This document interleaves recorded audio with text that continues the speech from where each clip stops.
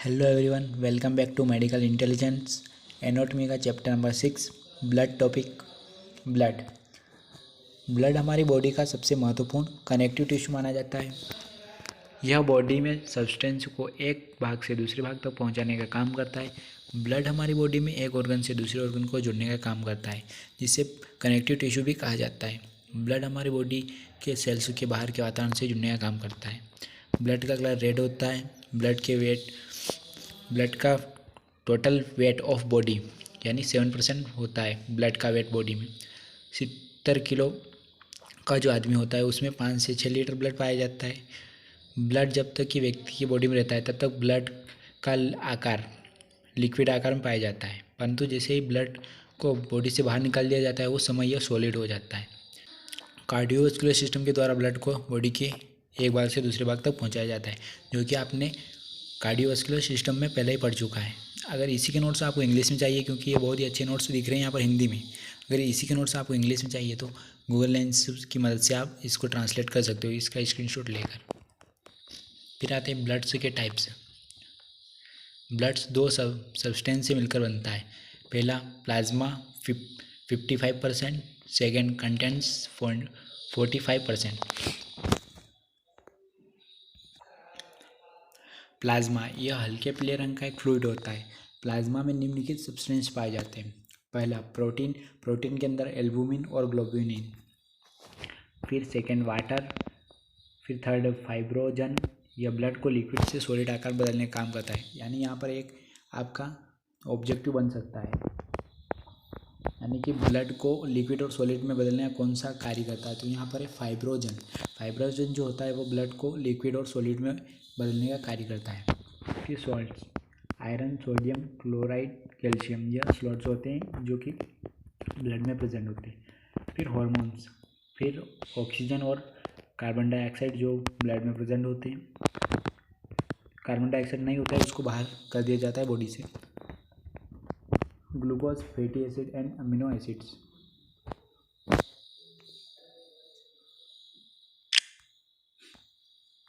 फिर content blood cells भरे होते हैं। फंक्शन ऑफ ब्लड, यह शरीर में पानी का स्तर सामान्य बनाए रखता है, यानी कि maintain of body water balance. यह शरीर का तापमान सामान्य बनाए रखता है। यह हीट को एक जगह से दूसरी जगह तक ले जाने का काम करता है, यानी कि आपकी बॉडी का जो टेम्परेचर होता है वह यह मेंटेन करके रखता है। मेंटेन ऑफ बॉडी टेम्परेचर, यह शरीर के वेस्ट प्रोडक्ट को शरीर से बाहर निकालने में सहायता प्रदान करता है। रिमूव टू वेस्ट प्रोडक्ट, ये लंग्स से ऑक्सीजन को टिश्यू और टिश्यू से कार्बन डाइऑक्साइड को लंग्स तक पहुँचाने का काम करता है। यानी कि ये जो होता है ये लंग्स में जो ऑक्सीजन होती है उस जो टिश्यूज़ के माध्यम से जो कार्बन डाइऑक्साइड को बाहर रिमूव करता है और ऑक्सीजन को लंग्स तक पहुंचाता है। ब्लड यह न्यूट्रिएंट को एलिमेंट्री और डाइजेस्टिव ट्रैक्ट से टिश्यू तक पहुंचाने का काम करता है। यह एंटीबॉडीज़ को संक्रमित जगह तक पहुंचाने का काम करता है, यानी कि एंटीबॉडी जो होती है जो कि हमें संक्रमित, यानी कि बाहर जो बैक्टीरिया और वायरस होते हैं उनसे बचाने के लिए एंटीबॉडी को सही जगह पर पहुंचाती है। ब्लड में क्लोटिंग फैक्टर पाए जाते हैं जिनका काम ब्लड को लिक्विड से सॉलिड आकार में बदलना होता है। जिस जगह पर चोट लग जाती है और खून बहने लगता है उस जगह क्लोटिंग फैक्टर खून के बहाव को रोकने का काम करता है। यहाँ यानी कि जहाँ पर ब्लड क्लोटिंग होती है वहाँ पर इसका कार्य रहता है function. Erythrocytes sedimentation rate ESR, blood के बहाव के कारण सामान्य तौर पर ब्लड सेल्स पूरी तरह से प्लाज्मा में मिक्स होते हैं। यदि एक टेस्ट ट्यूब में थोड़ी मात्रा में ब्लड लिया जाए और टेस्ट ट्यूब को 1 घंटे के लिए सीधी दिशा में खड़ी कर दिया जाए तो 1 घंटे के उपरांत हमें टेस्ट ट्यूब के ऊपर भाग में प्लाज्मा और नीचे के भाग में ब्लड सेल दिखाई देता है, जो कि ब्लड टेस्ट में करते हैं। Test tube showing yellow parts plasma and red parts blood, यहाँ पर देख सकते हो स्क्रीन पर। 1 घंटे के उपरांत टेस्ट ट्यूब में प्लाज्मा की जितनी मात्रा दिखाई देती है उसे mm में नापा जाता है और प्लाज्मा की मात्रा की लंबाई जितनी आधी होती है उसे ESR कहा जाता है। In females ESR 5 to 12 mm year. In males ESR 3 to 5 mm और ब्लड कंटेंट्स यानी कि आरबीसी में नॉर्मल वैल्यू यहाँ पर दे रखी है। फिर WBC की यहाँ पर नॉर्मल वैल्यू, न्यूट्रोफिल्स की नॉर्मल वैल्यू। यहाँ पर ये जो है आरबीसी, WBC और ये लिम्फोसाइट्स, ये जो है ये ब्लड के कंटेंट होते हैं, जो कि ब्लड में ये कंटेंट प्रेजेंट रहते हैं, जिसे ब्लड का कंपोनेंट्स भी कहते हैं। रेड ब्लड सेल्स, एरिथ्रोसाइट्स और आरबीसी, यानी कि आरबीसी का जो सेकेंड नाम है वो एरिथ्रोसाइट्स है।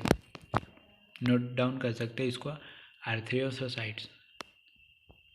आरबीसी का आकार गोल होता है। मेजर आरबीसी में न्यूक्लियस नहीं पाया जाता। हर एक आरबीसी में 30 पिकोग्राम हीमोग्लोबिन होता है। आरबीसी का कलर लाल होता है। यह लाल रंग का हीमोग्लोबिन के कारण आरबीसी समूह में लाल रंग के दिखाई पड़ते हैं।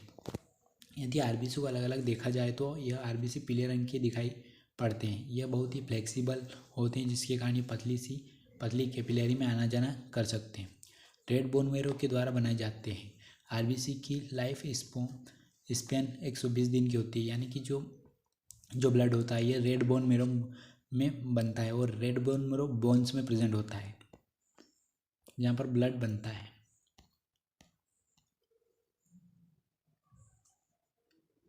एर्थेरोफाइसिस, आरबीसी के बनाने की विधि को एर्थेरोफाइसिस कहते हैं। आरबीसी प्लूरिपोर्टिन स्टेम सेल्स के द्वारा बनाए जाते हैं।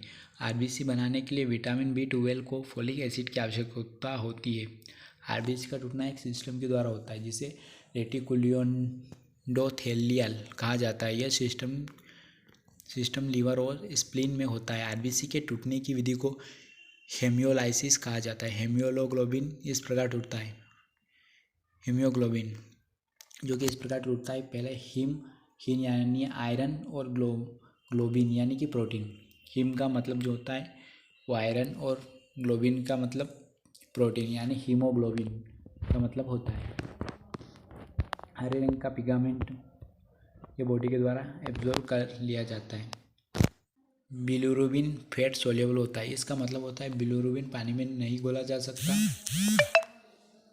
बिलिरुबिन को लीवर के पास भेज दिया जाता है। लीवर इस फैट सोल्यूबल बिलिरुबिन को वेस्ट सोल्यूबल बिलिरुबिन बना देता है, जिसके कारण बिलिरुबिन पानी में आसानी से घुल जाता है। इसके पश्चात यह यूरिन और फेशियल मैटर के द्वारा बॉडी से बाहर निकाल दिया जाता है।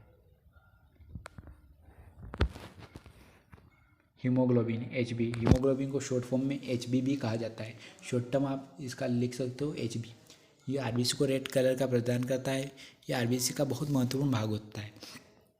हीमोग्लोबिन का सबसे महत्वपूर्ण काम ऑक्सीजन के मॉलिक्यूल्स को ट्रांसफर करना होता है। हीमोग्लोबिन के द्वारा ऑक्सीजन को लंग्स तक, टिश्यू तक पहुंचाया जाता है। एक हीमोग्लोबिन के साथ 4 ऑक्सीजन के मॉलिक्यूल से जुड़ते हैं, यानी कि हीमोग्लोबिन जो होता है इसके साथ 4 मॉलिक्यूल ऑक्सीजन के जुड़ते हैं, जब जाके हीमोग्लोबिन बनता है। यहाँ पर देख सकते हो 4 बॉन्ड मिलाकर हीमोग्लोबिन बनता है। O2 O2 O2 O2 4 बार ऑक्सीजन मिलता है, जब जाके हीमोग्लोबिन बनता है। सामान्य तौर पर 100 ml ब्लड की मात्रा में 15 ग्राम हीमोग्लोबिन पाया जाता है। एक वयस्क के हीमोग्लोबिन में 2 अल्फा और 2 बीटा और बी चेन्स पाई जाती है, यानी कि 3 चेन्स से मिलकर बना होता है। आरबीसी में 280 मिलियन हीमोग्लोबिन के मॉलिक्यूल्स पाए जाते हैं। आरबीसी में 280 मिलियन हीमोग्लोबिन के मॉलिक्यूल्स पाए जाते हैं। हीमोग्लोबिन जब ऑक्सीजन से जुड़ता है तो उस समय इसे ऑक्सी हीमोग्लोबिन कहते हैं, यानी कि जब ऑक्सीजन हीमोग्लोबिन से जुड़ता है तब इसे ऑक्सी हीमोग्लोबिन कहते हैं। यह मेन इंपॉर्टेंट टॉपिक यहाँ पर। हीमोग्लोबिन जब ऑक्सीजन से जुड़ता है तो इसे ऑक्सी हीमोग्लोबिन कहते हैं। फिर ब्लड्स के ग्रुप, हर एक व्यक्ति के आरबीसी की सरफेस पर अलग अलग तरह का एंटीजन पाया जाता है। यह एंटीजन ही व्यक्ति के ब्लड ग्रुप का पता लगाता है, यानी कि व्यक्ति में अलग अलग तरह के एंटीजन पाए जाते हैं, जिसके कारण हमारा ब्लड का पता चलता है कि कौन सा ब्लड ग्रुप है। लैंडस्टीनर नामक व्यक्ति ने 4 तरह के ब्लड ग्रुप को बताया है। Group A, group B, group AB, group O। Group AB को यूनिवर्सल रिसेप्टेंट कहा जाता है, क्योंकि यह बाकी ब्लड ग्रुप से ब्लड ले सकता है, यानी कि ग्रुप AB जो होता है ये यूनिवर्सल होता है, जो कि सभी ब्लड ग्रुप से ब्लड ले सकता है, यानी कि यह ए बी जो होता है ये सभी ग्रुप से ब्लड ले सकता है। फिर ग्रुप ओ जो यूनिवर्सल डोनर जाना जाता है, क्योंकि ये ब्लड ग्रुप को ब्लड दे सकता है। यानी ग्रुप ओ जो होता है ब्लड ग्रुप ओ, ये सभी को दे सकता है ब्लड, पर ये ले नहीं सकता किसी से, केवल दे सकता है। ये केवल ओ से ही ले सकता है। ग्रुप ए बी, यह ग्रुप बाकी सभी ब्लड ग्रुप से ब्लड ले सकता है। यह group A B group A group B को ब्लड दे सकता है। यानी कि ये जो ए बी है ये सभी से ब्लड ले सकता है, पर यह ग्रुप ए बी और ग्रुप ए और ग्रुप बी को ब्लड दे सकता है। यानी इन्हीं से ले सकता है, ये दे सभी को सकता है पर ले इन्हीं से सकता है। ग्रुप ए, यह ग्रुप ए और ग्रुप ए बी को ब्लड दे सकता है। यानी ग्रुप ए जो होता है ये ए बी को ब्लड दे सकता है, ग्रुप ए बी को। फिर यहाँ पर यह ग्रुप ए और ग्रुप ओ से ब्लड ले सकता है। यानी कि यह जो है ग्रुप ए और ग्रुप ओ को ब्लड ले सकता है। ग्रुप बी, यह ब्लड ग्रुप बी और ग्रुप ए बी को ब्लड दे सकता है। यह ग्रुप बी और ग्रुप ओ से ब्लड ले सकता है। यानी कि यहाँ पर बात जो करें कि जो ब्लड ग्रुप बी जो होता है वह ग्रुप ए बी को और दे सकता है, पर यह ग्रुप बी और ग्रुप ओ ब्लड से ही ले सकता है। यानी बी और ओ से ही ले सकता है। फिर उसके बाद आता है ब्लड ग्रुप ओ, यह बाकी सभी ब्लड ग्रुप से ब्लड दे सकता है, पर यह सिर्फ ओ से ही ब्लड ले सकता है। यदि आरबीसी के सरफेस पर RH एंटीजन पाया जाता है तो ऐसे ब्लड ग्रुप को RH पॉजिटिव ब्लड कहा जाता है। यानी अगर ओ के यहाँ पर आपने प्लस का आइकन लगा दिया यानी तो यह RH ब्लड ग्रुप यानी कि पॉजिटिव ब्लड कहा जाता है। यदि आरबीसी के सरफेस पर RH एंटीजन नहीं पाया जाता है तो इस ब्लड ग्रुप को नेगेटिव ब्लड ग्रुप कहा जाता है। अगर ओ के यहाँ पर आपने नेगेटिव का साइन लगा दिया तो ये ओ नेगेटिव हो जाएगा। वाइट ब्लड सेल्स ल्यूकोसाइट्स, यानी कि वाइट ब्लड सेल्स को ल्यूकोसाइट सेल्स भी कहते हैं। यह बॉडी के इम्यूनी सिस्टम को बनाते हैं, यह बॉडी में सुरक्षा प्रदान करने का काम करते हैं। यह WBC हमें रोगों से लड़ने की क्षमता प्रदान करते हैं। ये सबसे बड़े ब्लड सेल्स होते हैं। WBC का कलर ट्रांसपेरेंट होता है। WBC के बनने की विधि को ग्रेन्युलोसिस कहा जाता है। Leucocytes, white blood cells, WBC, यहाँ पर इनके स्ट्रक्चर देख सकते हो, इनमें कौन कौन से कंपोनेंट पाए जाते हैं। Lymphocytes, monocytes, basophils, neutrophils, eosinophils, ये सभी कंटेंट इनमें पाए जाते हैं WBC में। टाइप ऑफ ल्यूकोसाइट्स, यानी कि ल्यूकोसाइट्स के कौन कौन से टाइप्स होते हैं। पहला आता है यहाँ ग्रेन्युलोसाइट्स। ग्रेन्युलोसाइट्स में भी पहला होता है न्यूट्रोफिल्स। यह रेड बोन मेरो के द्वारा बनाए जाते हैं। यानी जो रेड बोन मेरो में जो ब्लड बनता है वहाँ पर यह न्यूट्रोफिल्स पाए जाते हैं। यह रेड बोन मेरो के द्वारा बनाई जाती है। बॉडी में बाहर से कोई माइक्रो ऑर्गेनिज्म आ जाता है तो उस माइक्रो ऑर्गेनिज्म के प्रति बॉडी को सुरक्षा प्रदान करते हैं। यानी कि ये एंटीजन की तरह कार्य करते हैं, जो इन्वॉल्व करने का काम करते हैं। न्यूट्रोफिल्स के साइटोप्लाज्म में दाने होते हैं और दोनों में लाइसोसोम भरे होते हैं। लाइसोसोम ऑर्गेनिज्म को छोटे छोटे टुकड़ों में बांट देते हैं। फिर आता है यूसोनोफिल्स। यह सेल्स भी माइक्रो ऑर्गेनिज्म के प्रति सुरक्षा प्रदान करते हैं। यह सेल्स न्यूट्रोफिल्स से कम एक्टिव होते हैं। यह सेल्स पैरासाइट्स जैसे कि वर्म को खत्म करने में बहुत ज़्यादा सहायता सिद्ध होते हैं। यह रेड बोन मेरो के द्वारा ही बनाए जाते हैं।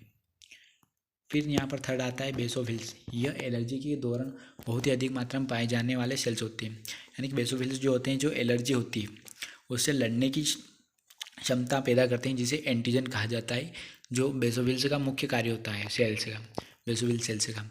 ये एलर्जी के दौरान बहुत ही अधिक मात्रा में पाए जाते हैं सेल्स होते हैं। फोरेगन बॉडी, बाहर से आई हुई वस्तु, यानी कि फोरेजन नीचे कहते हैं जो बाहर से अंदर एंटर करती है उसे फोरेजन बॉडी कहते हैं, के शरीर में आते हैं। बेसोफिल्स उत्तेजित होने लगते हैं। बेसोफिल्स उत्तेजित होने पर एलर्जिन्स का सिक्रेशन करते हैं। एलर्जी के प्रकार की वृद्धि हमारे शरीर में उत्पन्न करने लगते हैं। यह रेड बोन मेरो के द्वारा बनाए जाते हैं। फिर सेकेंड है एग्रेनुलोसाइट्स, मोनोसाइट्स। एग्रेनुलोसाइट्स के अंदर होते हैं मोनोसाइट्स। यह रेड बोन मेरो के द्वारा बनाए जाते हैं। इन सेल्स का आकार बहुत बड़ा होता है। यह सेल्स को हाइपोथैलेमस के द्वारा शरीर के तापमान को बढ़ाने का काम करते हैं। यह टी लिम्फोसाइट्स के उत्पादन को बढ़ाने का काम करते हैं। यह साइटोकिन्स के सिक्रेट करते हैं। साइटोकिन्स रोगों से लड़ने की क्षमता बढ़ाते हैं। यानी कि जो ये मोनोसाइट्स जो होते हैं यह बॉडी के टेम्परेचर को बढ़ाने का काम करते हैं हाइपोथैलेमस के द्वारा। यानी कि यह जो मैसेज यहाँ से मैसेज सेंड करते हैं हाइपोथैलेमस को कि बॉडी का टेम्परेचर बढ़ाना है, जब जाकर हाइपोथैलेमस बॉडी का टेम्परेचर बढ़ाता है। लिम्फोसाइट्स, यह मोनोसाइट्स से आकार में छोटे होते हैं। इनका न्यूक्लियस आकार में बहुत बड़ा होता है। इनकी ज़्यादातर मात्रा लिम्फोइड टिश्यू के द्वारा बनाई जाती है। इनकी बहुत कम मात्रा रेड बोन मेरो के द्वारा बनाई जाती है। लिम्फोसाइट्स के दो प्रकार होते हैं, यानी कि लिम्फोसाइट दो प्रकार के होते हैं, टी लिम्फोसाइट, बी लिम्फोसाइट्स। ये लिम्फोसाइट का स्ट्रक्चर है। लिम्फोसाइट्स हमारी बॉडी में इनएक्टिव नॉट एक्टिव दशा में पाई जाती है। हमारी बॉडी में एंटीजन के आते ही यह एक्टिव हो जाते हैं। यह एंटीजन से लड़ने का काम करते हैं। यह एंटीजन को हमारी बॉडी में नुकसान पहुंचाने से रोकने का काम करते हैं। यानी कि लिम्फोसाइट जो होते हैं यह इम्यूनिटी में बहुत हेल्प करते हैं, एंटीजन का कार्य करते हैं, जो कि बाहर से आए हुए पार्टिकल को रोकने में मदद करते हैं लिम्फोसाइट्स। फिर आते हैं प्लेटिलेट्स। प्लेटिलेट्स में न्यूक्लियस नहीं होता, यह आकार में बहुत छोटे होते हैं। यह रेड बोन मेरो के द्वारा बनाए जाते हैं। प्लेटिलेट्स का लाइफ स्पेन 8 से 11 दिन का होता है। प्लेटिलेट्स का काम खून के बहाव को बंद करना होता है। यह प्लूरोपोटेंट स्टेम सेल्स के द्वारा बनाए जाते हैं। किडनी के द्वारा थ्रोम्बोपोइटिन नामक हार्मोन सीक्रेट किया जाता है।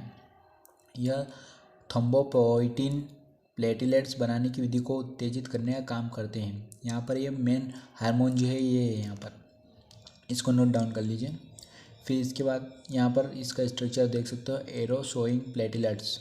ये प्लेटिलेट्स है, यहाँ पर बारीक बारीक दिख रहे हैं, ये प्लेटिलेट्स हैं। फिर आते हैं ब्लड कोगुलेशंस। जैसे कि प्लेटिलेट टूटी हुई ब्लड वेसल्स के कांटेक्ट में आते हैं। यह प्लेटिलेट्स सेरोटोनिन नामक हार्मोन का सिक्रेशन करने लगते हैं। सेरोटोनिन ब्लड वेसल्स में कंट्रैक्शन करने के काम करता है। ब्लड सेल्स और फेब्रिन को मिलकर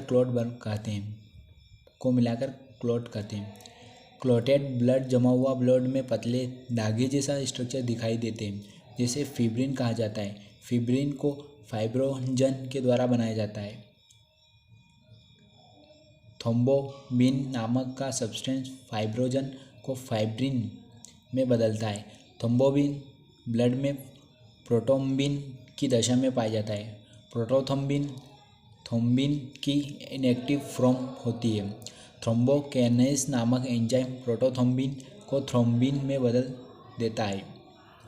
ब्लड क्लॉट कुछ इस प्रकार से होता है। यहाँ पर प्लेटिलेट से दिख रहे, रेड ब्लड सेल से दिख रहे हैं। फिर यहाँ पर ब्रोकन ब्लड वेसल्स वॉल्व है, जो कि स्ट्रक्चर में बता रखा है। एक्टिवेट प्लेटिलेट्स ऐसे होते हैं, क्लॉट ऐसा बना हुआ होता है, फेब्रिन ऐसे होते हैं। यहाँ पर systematic flow chart of blood coagulation, ये चार्ट बना रखा है यहाँ पर। Prothrombin, thrombokinase, thrombin, fibrinogen, fibrin, blood clot. Blood clotting factors, blood को जमाने वाले फैक्टर्स। पहला फैक्टर है यहाँ पर फाइब्रोजन, दूसरा है प्रोटोथ्रोम्बिन, टिश्यू फैक्टर, कैल्शियम, पांचवा है लैम्बिन फैक्टर्स, स्टेबल फैक्टर्स। यहाँ पर हमारा ब्लड का टॉपिक कंप्लीट हो गया है। इसके अगर आपको नोट चाहिए तो सिंपल सा कुछ नहीं करना है, इनका स्क्रीनशॉट लेना है और गूगल लेंस की मदद से आप इनको ट्रांसलेट करके इन्हीं के नोट्स बना सकते हो। अगर वीडियो अच्छा लगा हो तो चैनल को सब्सक्राइब करिए और वीडियो को लाइक करिए।